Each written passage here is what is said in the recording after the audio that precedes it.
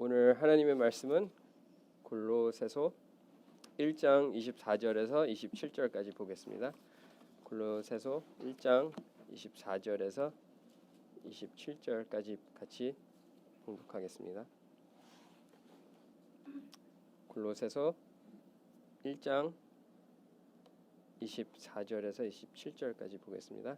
다 찾으신 줄 알고 다 같이 봉독하겠습니다. 나는 이제 너희를 위하여 받은 괴로움을 기뻐하고 그리스도의 남은 고난을 그의 몸된 교회를 위하여 내 육체에 채우노라. 내가 교회의 일꾼 된 것은 하나님이 너희를 위하여 내게 주신 직분을 따라 하나님의 말씀을 이루려 함이니라. 이 비밀은 만세와 만대로부터 감추었던 것인데 이제는 그의 성도들에게 나타났고 하나님이 그들을 하여금 이 비밀의 영광이 이방인 가운데 얼마나 풍성할지를 알게 하려 하심이니라. 이 비밀은 너희 안에 계신 그리스도이시니 곧 영광의 소망이니라. 아멘. 제가 이거를 한 반은 외웠어요. 그래서 오늘은 잘 읽었어요.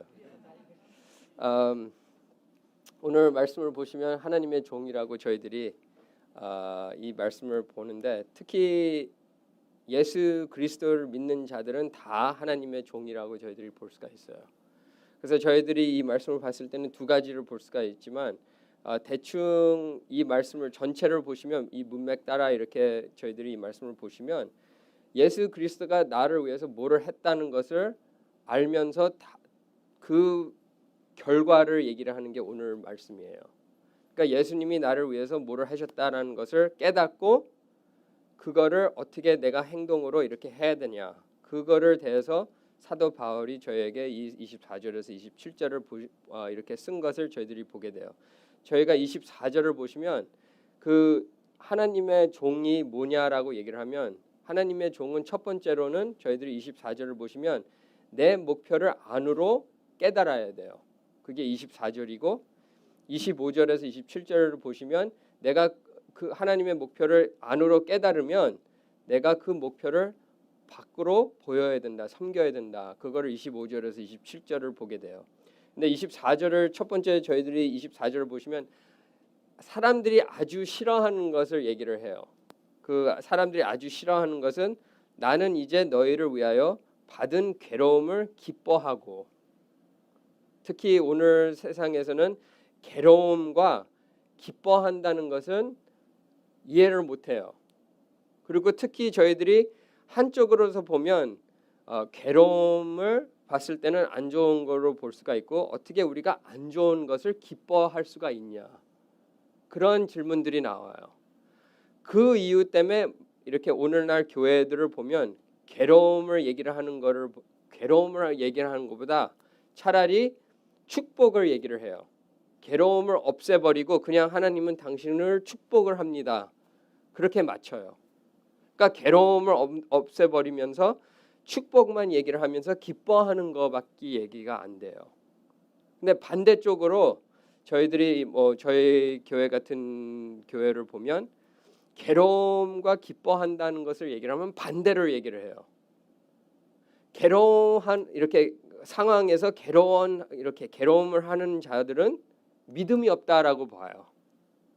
그러니까 괴로움하면서 이렇게 기뻐하는 것을 보면 기쁨을 못 느끼는 사람들을 보면 그 사람들이 믿음이 없어서 괴롭다라고 저희들이 결정을 내릴 수도 있어요. 그래서 저희가 그런 misbalance를 저희들이 봤을 때는 바울이 어떤 얘기를 하는 거냐라는 것을 저희들이 한 번 더 봐야 된다고 생각해요. 진짜 바울의 생활을 보시면 이분은 괴로움을 느끼면서도 그 괴로움 가운데서 기뻐한다는 것을 이 성경 통해서 저희들이 볼 수가 있어요. 특히 사도행전을 읽어보시면 사도 바울이 어떻게 살아온 것을 하나씩 저희들이 첫 번째부터 끝까지 볼 수가 있어요.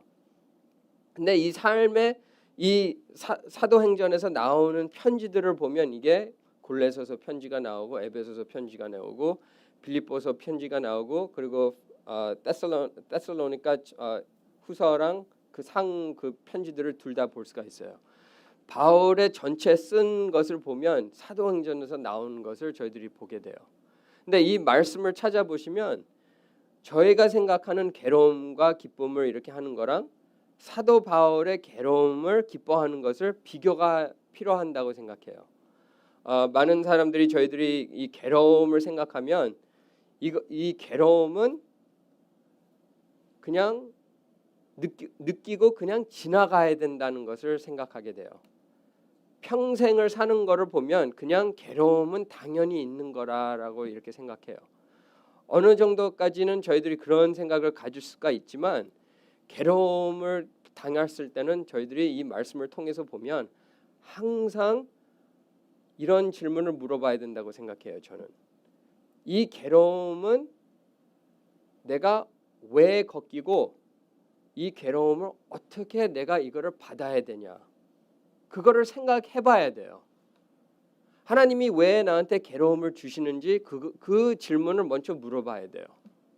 근데 저희가 그 질문을 물어보면 제가 그 질문을 생각하면서 항상 생각하는 게 괴로움을 느꼈을 때, 저희들이 어떤 힘든 상황을 겪었을 때 항상 그 괴로움 통해서 두 가지가 있어요.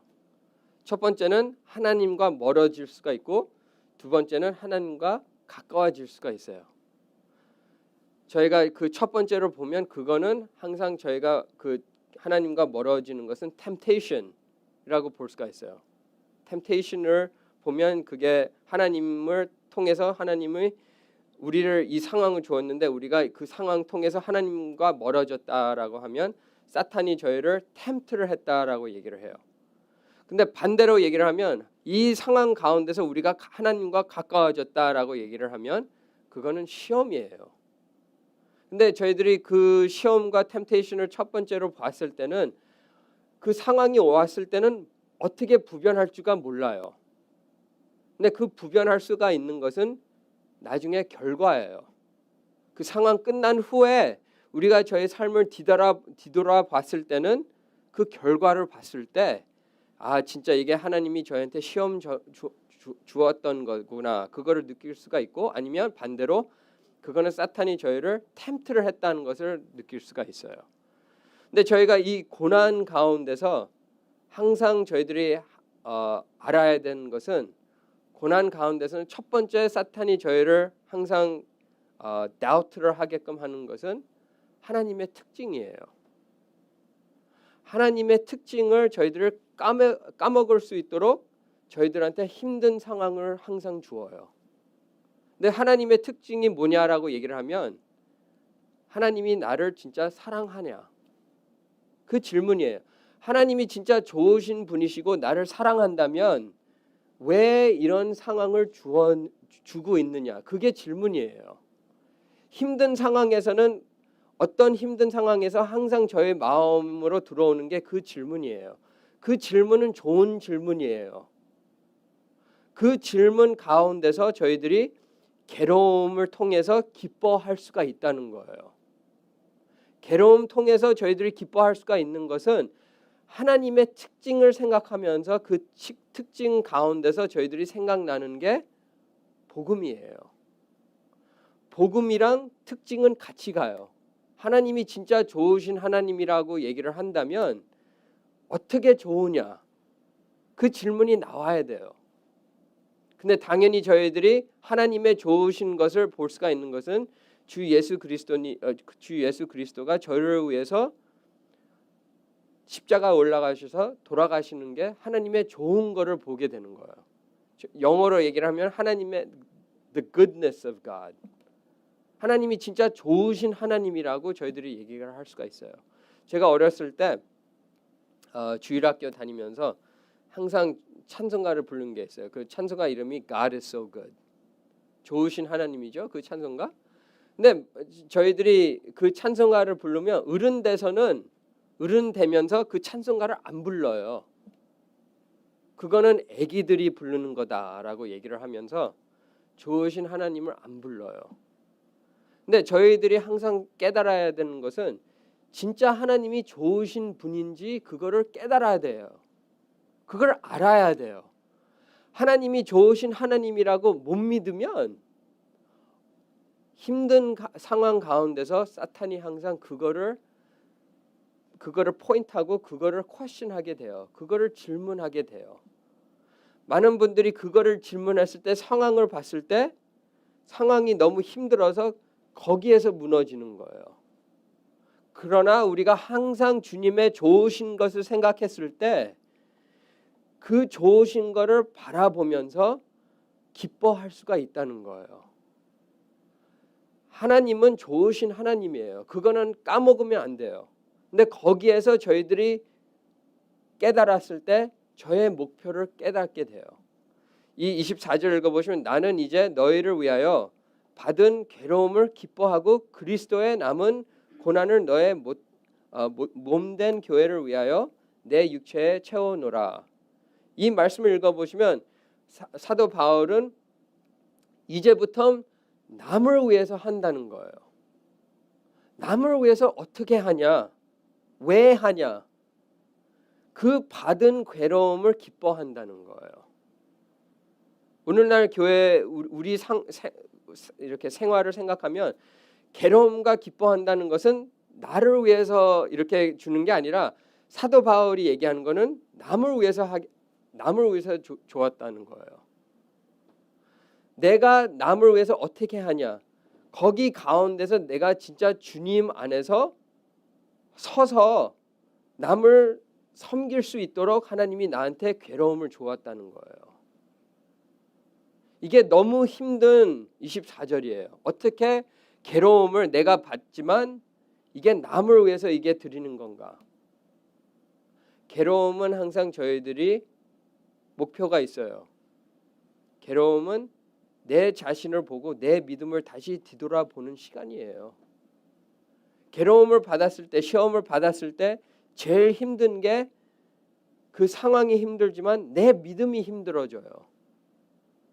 사탄이 저희한테 항상 화살을 쏘는 게 하나님은 안 좋으신 분이다. 하나님이 너를 사랑하면 이런 것을 안 준다. 그래서 하나님을 떠나라. 그게 시험이에요. 그게 템테이션이에요. 그리고 저희들의 마음이 오는 게 진짜 이게 너무 힘들어서 다 포기하고 다 버리고 그냥 떠나고 싶은 마음이에요. 항상 그런 마음이 왔을 때는 저희들이 한순간 그런 생각이 옳다라고 생각할 수가 있어도 하나님의 좋으신 것을 생각하길 바라요.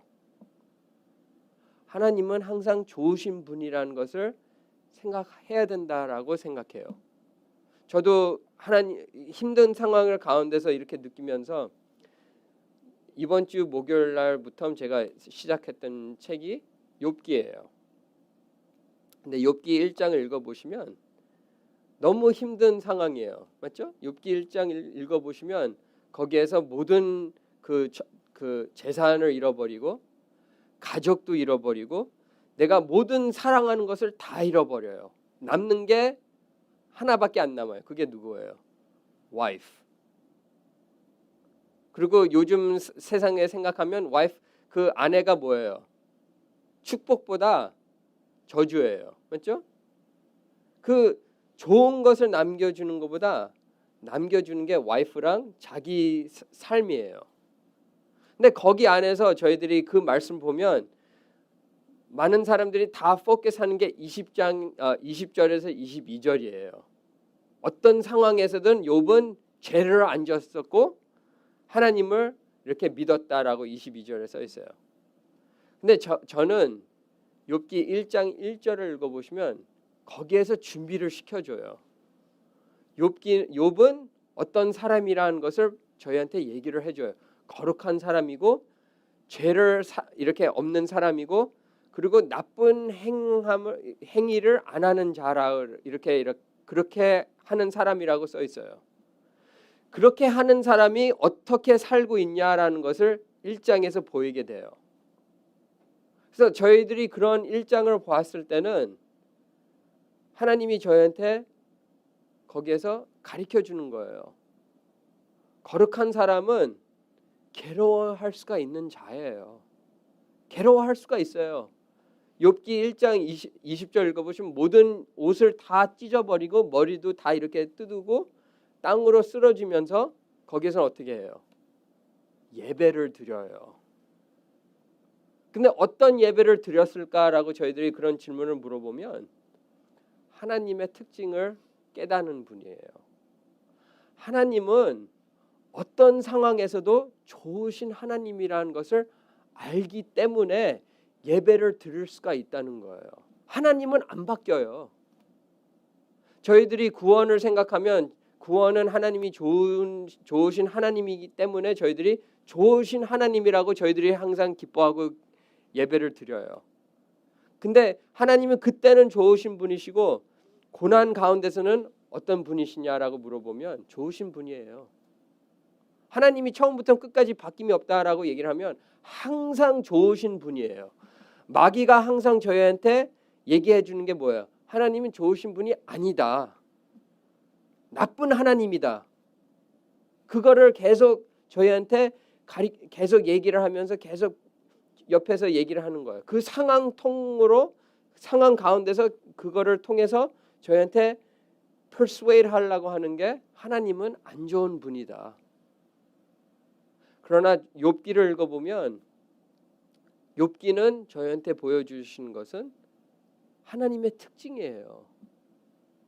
거기에서 욥기 1장 6절에서 13절까지 읽어보시면 사탄한테 얘기하는 게 있어요.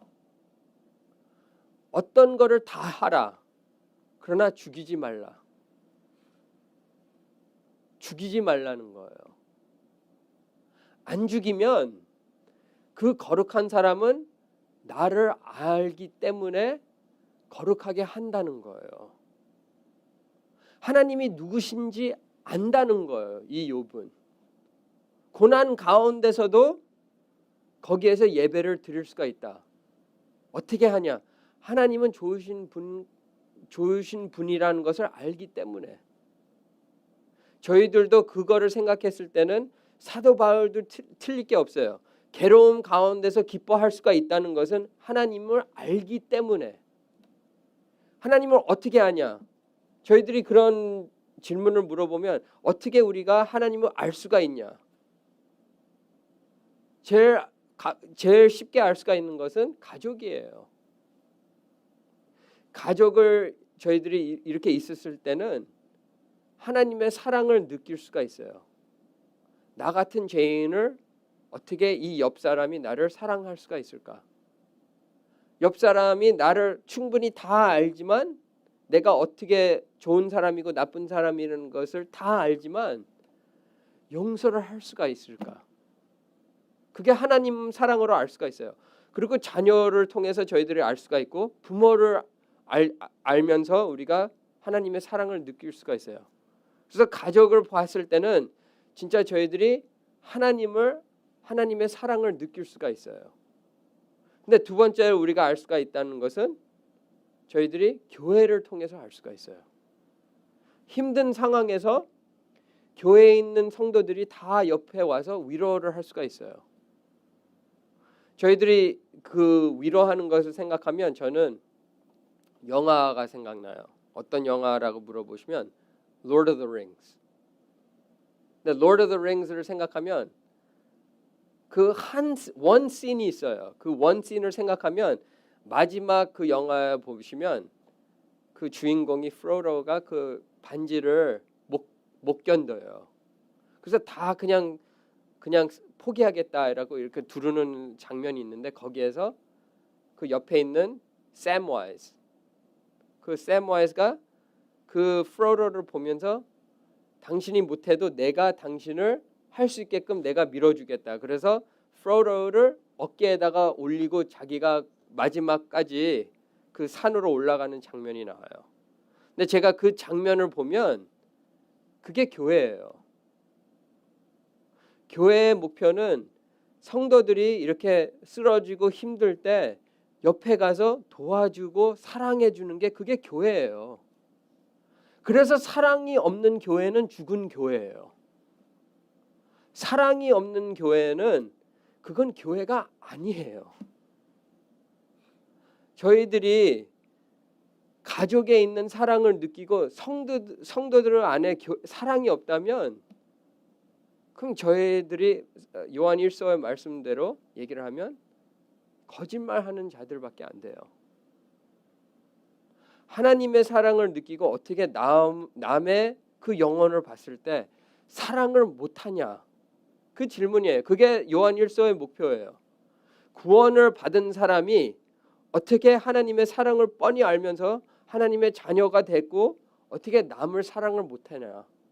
그게 요한 1서 그 책의 팀이에요. 근데 저희들이 그 말씀을 생각해 보시면 사도 바울의 24절, 25절 읽어보시면 그게 사도 바울의 마음이에요. 남을 위해서 하는 거예요. 여기에 24절 읽어보시면 나는 이제 너희를 위하여 나를 위하여 그게 그렇게 안 써있죠? 너희를 위하여 이렇게 하는 거예요. 너희를 위하여 받는 괴로움을 기뻐한다는 거예요. 그 사람들이 괴로움을 받았을 때 내가 그 사람들을 어떻게 도와주고 그 사람들이 부족한 것을 어떻게 채워주는 것을 내가 생각하면서 그거를 위해서 내가 이렇게 한다는 거예요. 일을 한다는 거예요. 저희들이 그런 마음을 생각해 보시면 그게 그리스도의 마음이에요. 그리스도가 저희를 생각했을 때, 우리가 부족했을 때, 우리가 죽어 있었을 때 예수 그리스도가 저희를 위해서 어떻게 했어요? 자기의 목숨을 내리고 우리의 죄를 위해서 돌아가신 분이에요. 그 똑같은 마음을 갖고 사도 바울이 24절을 얘기를 하는 거예요. 우리가 부족하고 부족했을 때 내가 너희를 위해서 이렇게 한다는 것을 표현을 하는 것은 주 예수 그리스도가 그 바울을 위해서 했다는 것을 표현을 하는 거예요. 내가 죽어 있는 상태에서 사도행전 9장을 읽어보시면 예수님이 그분한테 왔다는 거예요. 그냥 겉에서 그냥 뭐 셀폰으로 전한 게 아니죠. 예수님이 직접 갔어요. 사도 바울한테. 왜 나를 persecute 하냐? 왜 내 이름을 이렇게 판단을 하냐? 그 후에 예수님을 만난 후에 그 빛이 사도 바울한테 이렇게 비춰주고 눈에 있는 그 스케일스가 다 빠지고 믿음의 눈이 이렇게 깨어졌다는 거예요. 그때부터 사도 바울은 예수님 위해서 목숨을 걸고 이렇게 살아온 사람이에요. 그거를 생각하면서 여기 24절에서 25절을 이 골로새 교회한테 얘기를 하는 거예요. 근데 저희들이 당연히 교회에서 사랑을 느낄 수가 있고 당연히 가족에서 사랑을 느낄 수가 있지만 어떻게 우리가 혼자 있었을 때 하나님의 사랑을 느낄 수가 있는가? 그 질문을 물어봐야 돼요. 남을 통해서 내가 하나님을 볼 수가 있어요. 남을 통해서 하나님의 사랑을 느낄 수가 있어요. 근데 내가 혼자 있었을 때 어떻게 하나님의 사랑을 내가 느낄 수가 있는가? 내가 죽을 때 저는 항상 생각하는 거는 내가 죽을 때 침대에 내가 드러누워 있었을 때 하나님의 사랑을 내가 어떻게 느낄 수가 있을까? 그 질문의 답은 하나님의 말씀이에요. 하나님의 말씀을 알아야 돼요. 하나님의 말씀을 읽어야 돼요. 그 읽어야 되는 것은 사람들이 다 당연하다라고 이렇게 얘기를 하지만 안 읽어요. 근데 예수님이 아주 특별한 것을 저희한테 얘기를 해요. 특히 마태복음 7장 7절을 읽어보시면 마태복음 7장 7절에서 8절 읽어보시면 거기에서는 구하라 그리하면 너희가 구하면 찾으리라 라고 써 있어요. 8절 읽어보시면 구하는 마다 받을 것이요 찾는 이는 찾을 것이요 두드리는 이에게는 열릴 것이니라 라고 써 있어요. 그 말씀을 읽어보시면 구하라 라고 써 있죠. 근데 거기 구하라 라고 이렇게 저희들이 찾아보시면 거기에서는 구한다는 것은 모든 목숨을 거는 것을 얘기를 해요. 내가 모든 목숨을 건다는 것은 그만큼 중요하기 때문에 내가 그 목숨을 건다는 거예요. 근데 그 구하는 것을 그 단어를 찾아보시면 마태복음 13장 45절에서 예수님이 거기에서는 그 비유를 얘기를 하는데 거기에서는 45절에서는 또 천국은 마치 좋은 진주를 구하는 장사와 같으니 급히 가진 진주 하나를 발견함에 가서 자기의 소유를 다 팔아 그 진주를 사느니라. 여기에서 그 비유를 읽어보시면 여기에서는 그 진주를 찾는 사람이에요. 근데 여기에서는 단어를 찾아보시면 진주를 구하는 사람이에요. 구한다. 근데 여기에서 그 진주를 구하는 장사를 이렇게 그 비유를 읽어보시면 어떤 얘기냐라고 얘기를 하면 이 사람은 다 버리고 이 진주를 찾으려고 하는 사람이에요. 근데 이 진주를 찾는 게 어떤 일이에요? 되게 힘든 일이에요. 뭐냐? 쉬웠으면 다 찾았어요.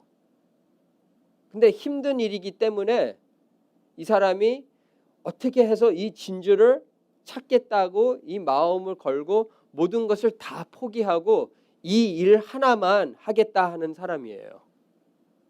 그래서 어떤 날들은 어떻게 했어요? 되게 힘들었을 거예요.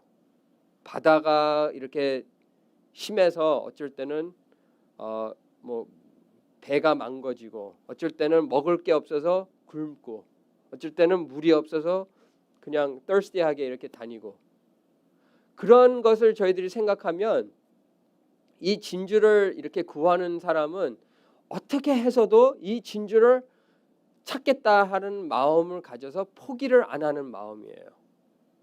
근데 이 46절을 읽어보시면 그 진주를 거기에서는 많은 진주를 찾은 것도 아니에요. 거기에서는 진주 하나 그거를 찾은 순간부터 모든 것을 다 팔고 그리고 그걸 진주를 사는 것을 보게 돼요. 근데 저희가 이 진주를 찾은 것을 보면 저희들이 이 비유 전체를 보시면 성경 보는 거하고 똑같아요. 어쩔 때는 이 말씀을 보면 진주를 찾을 수가 있어요. 근데 어쩔 때는 어떻게 찾아봐도 진주가 없어요. 특히 저희가 에스겔을 읽어보시면 진주 찾기 힘들어요. 너무 힘들어요. 그 책 전체가 힘든 책이에요. 근데 어쩔 때는 진주를 찾을 수가 있어요. 에스겔 17장을 읽어보시면 진주 찾을 수가 있어요. 에스겔 39장 읽어보시면 찾을 수가 있어요. 근데 어쩔 때는 진주가 보여도 보일 수가 없어요. 그게 하나님의 말씀이에요. 그러나 저희한테 있는 게 뭐예요? 마음이 있어야 돼요. 이 장사하는 사람이 어떤 사람이에요? 진주를 구하는 자예요. 그 진주를 구했던 사람이에요. 우리들도 이 장사하는 사람처럼 우리들도 그 마음을 가져서 하나님 말씀을 읽어야 돼요. 구해야 돼요. 어떻게 이 말씀에서 내가 하나님의 말씀을 찾아야겠다 하는 말씀을 그 마음을 정해서 찾아야 돼요. 그 마음이 없으면 저희들이 어떻게 해서도 못 찾아요. 그리고 그 결과가 어떻게 돼요? 시험이 오면 무너져요. 시험이 왔을 때 우리 구하는 게 보여요.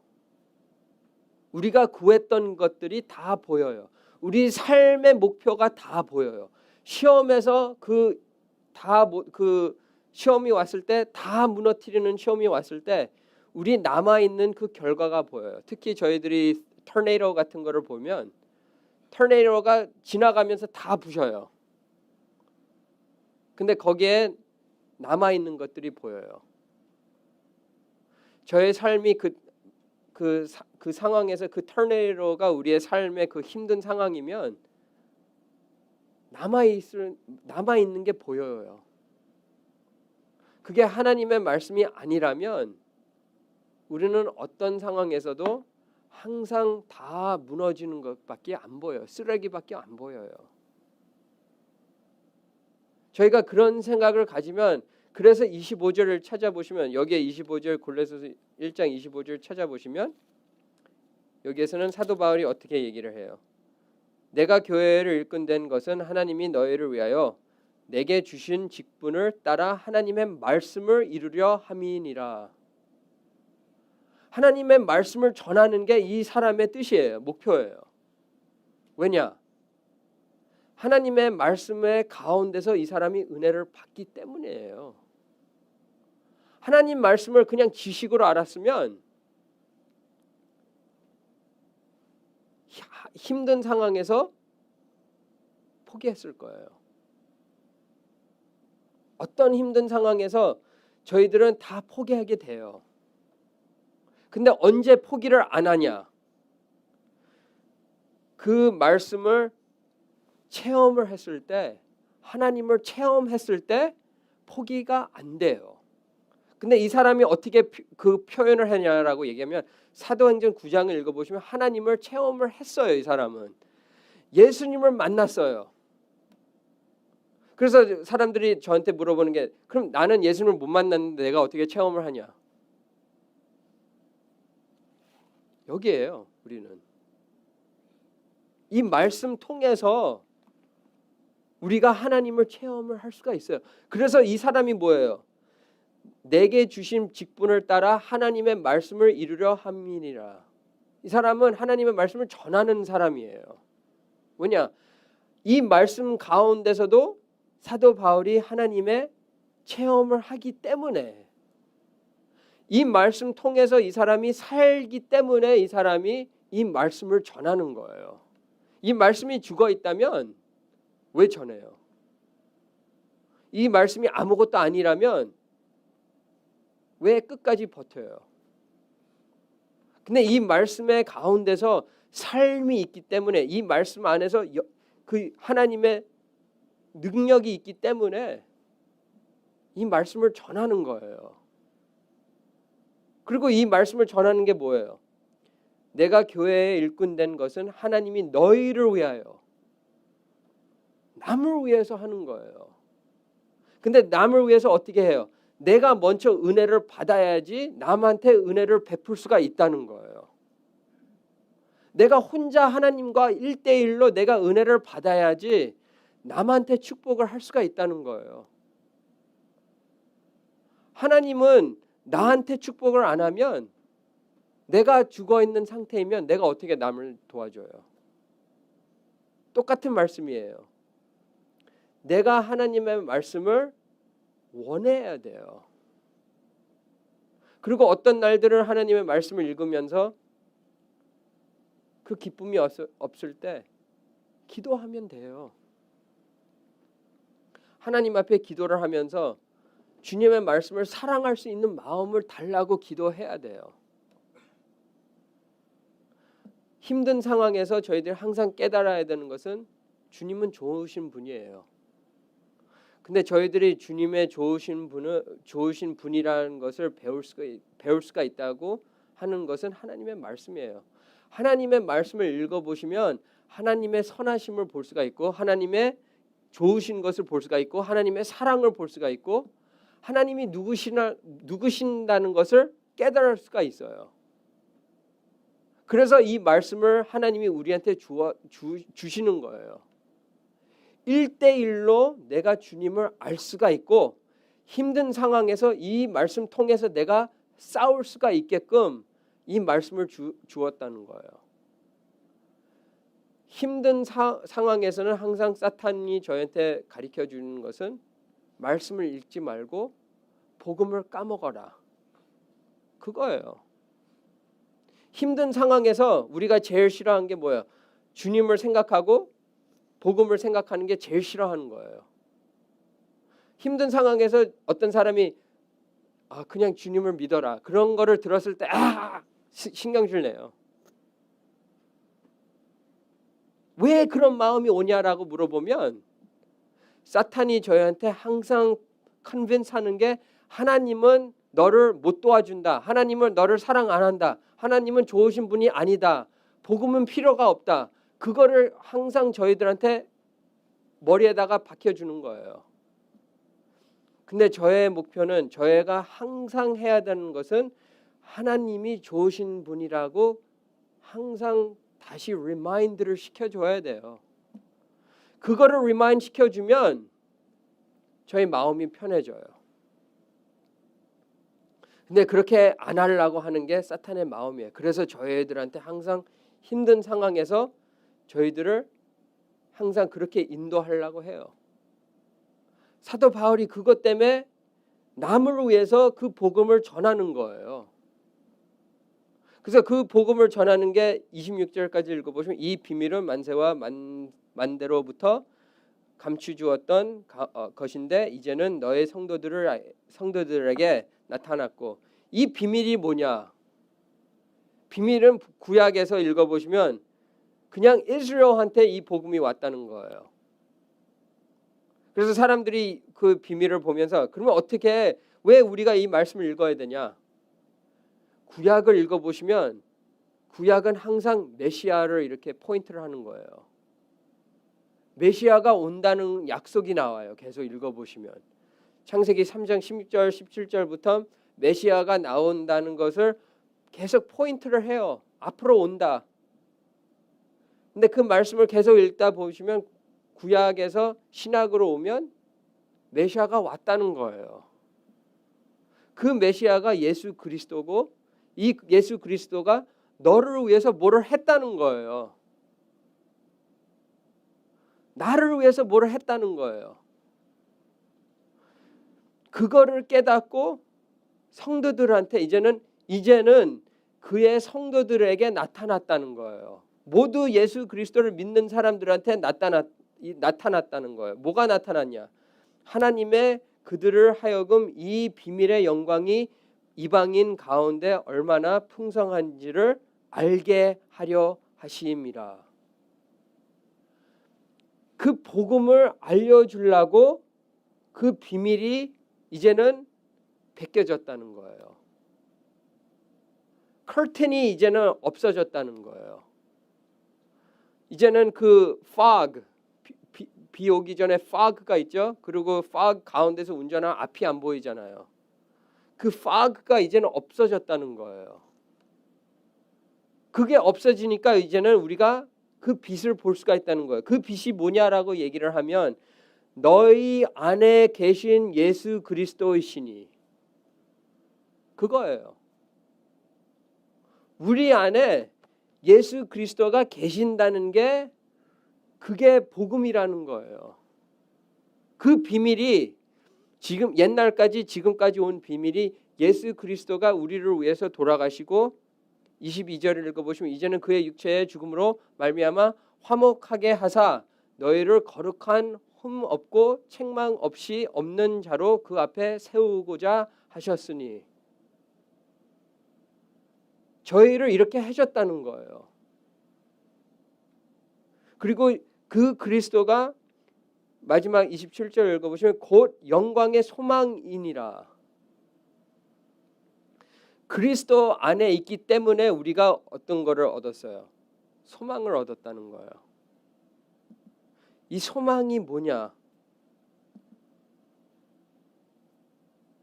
이 소망이 뭐냐라고 저희들이 물어보시면 20절에서 21절 읽어보시면 그의 십자가의 피로 화평을 이루사 만물 그 땅에 있는 것들이나 하늘에 있는 것들이 그를 말미암아 자기의 화목하게 되기를 기뻐하심이라.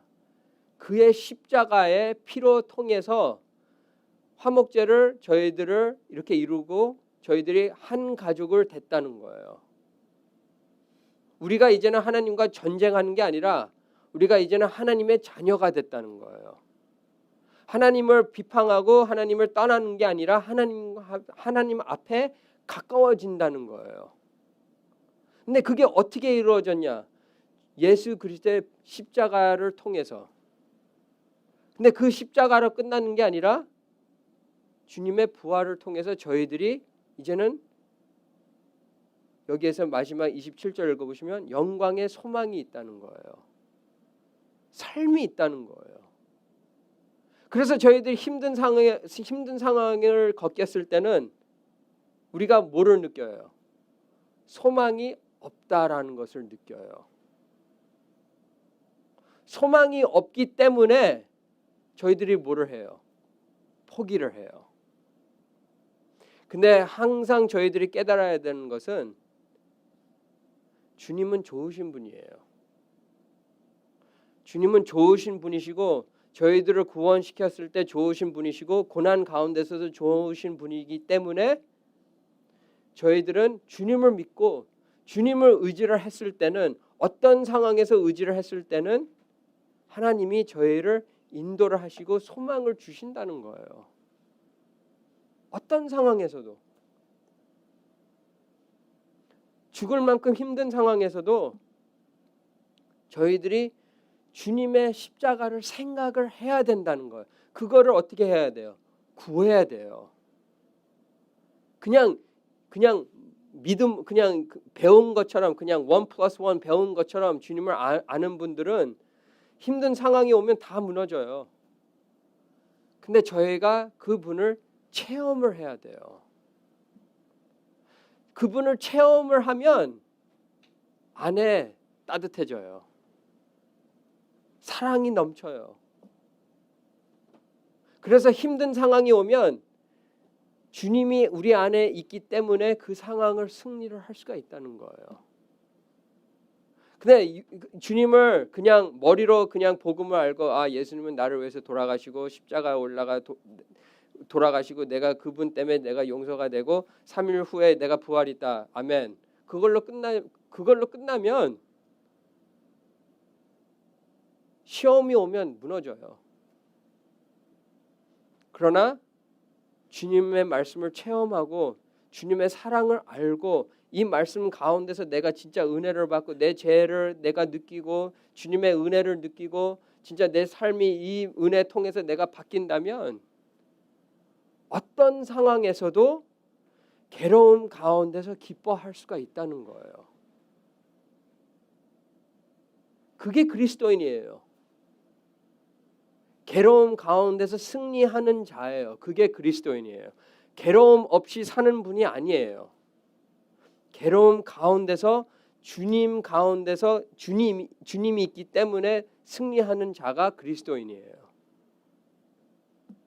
그래서 저희들이 이 바울의 말씀 통해서 저희들도 승리를 해야 된다는 거예요. 내가 왜 승리를 하냐?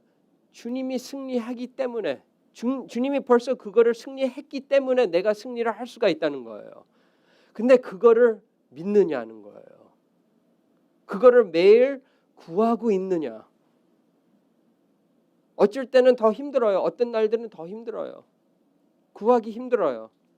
어쩔 때는 일어나기 싫어요. 그래도 항상 저희들이 생각해야 되는 것은 복음이에요. 쓰러졌을 때 복음 없이는 못 일어나요. 복음을 생각하고 복음을 잡고 복음을 사랑하고 복음을 생각했을 때 일어날 수가 있어요. 어떻게 해서도 일어나요. 어쩔 때는 옆에 있는 사람 통해서 일어나요. 어쩔 때는 교회에 있는 사람들 통해서 일어나요. 어쩔 때는 말씀 통해서 일어나요. 그러나 결과는 일어나요. 그게 크리스천의 삶이에요. 그래서 저희들도 이 바울의 말씀 통해서 저희들이 남을 섬기는 것에 대해서 저희들도 이 복음을 먼저 사랑하고 이 복음을 깨닫고 남을 사랑하고 남을 섬기는 모두 되기를 축원합니다. 다 같이 기도하겠습니다. 하나님 아버지, 저희가 이 말씀 통해서 한 번 더 주님의 복음을 생각하게 됐습니다. 저희들이 힘든 상황 가운데 겪었을 때 진짜 주님을 너무 힘들어하고 이렇게 이 상황 가운데서 이렇게 넘어졌을 때 믿음이 없어서 저희들이 승리하는 게 아니에요. 믿음이 많아서 승리하는 게 아니에요. 오직 주님의 은혜 때문에 저희들이 일어날 수가 있다는 것을 저희들이 한 번 더 깨달았습니다. 저희들이 어떤 상황에서 주님의 은혜를 생각하고 주님의 은혜 때문에 지금까지 우리가 이렇게 왔다는 것을 깨달으면서 괴로움 가운데서 저희들이 승리할 수 있게끔 도와주시옵소서. 저희 교회에 지금 많은 분들이 괴로운 상황 가운데서 살고 있는 분들도 있습니다. 저희들이 그분들을 위해서 기도하고 그분들이 진짜 그 괴로운 가운데서 걷기고 있다는 것을 알면 저희들이 그분을 옆에 가서 사랑하는 진짜 교인들 될 수 있도록 도와주시옵소서. 저도 그 마음을 주시옵소서. 진짜 교인들을 위해서 기도하는 것도 있지만 힘들어하는 분 옆에 가서 진짜 사랑하고 그 마음을 저한테도 주시옵소서. 저희들이 주님을 더욱 사랑하는 교회 도와주시옵소서. 이 모든 말씀 주 예수 그리스도 이름으로 기도합니다. 아멘.